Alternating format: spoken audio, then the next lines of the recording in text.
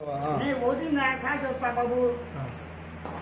ఇది బొంబాయి రవ్వ కేసరికి ఇలాంటి మూకుడు పెట్టుకుని ఇక్కడ జన్మసేవలు వాడాను.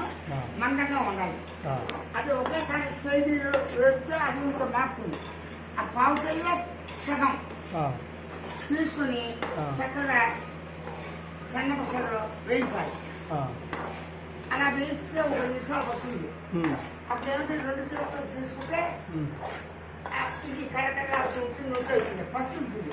అంటే గోధుమ రంగు కలర్ వచ్చేదాకా స్మెల్ వస్తుంది. ఏం చెప్తాను, గోధుమ రంగులో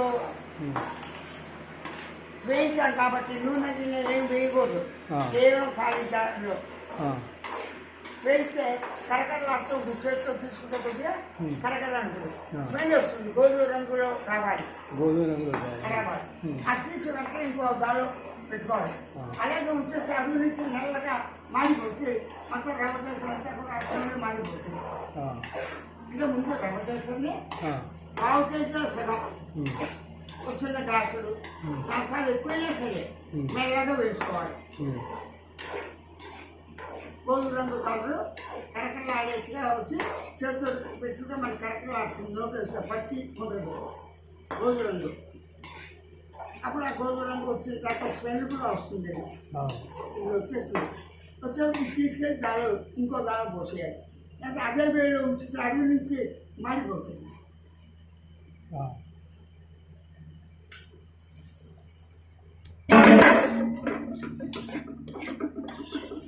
బొంబాయి రవ్వ పావు కేజీలో సగానికి మాత్రమే.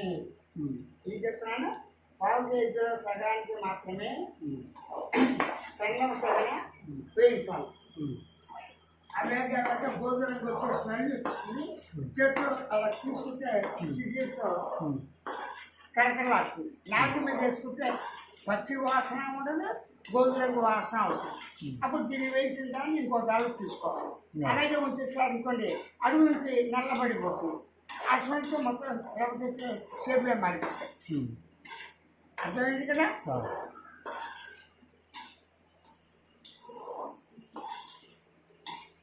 ఇది నేను కూడా అనుభవంలో పొంది వేసుకున్నాను. అదొకటి బియ్యపూట అవుతుంది. బియ్యపూట ఉప్మా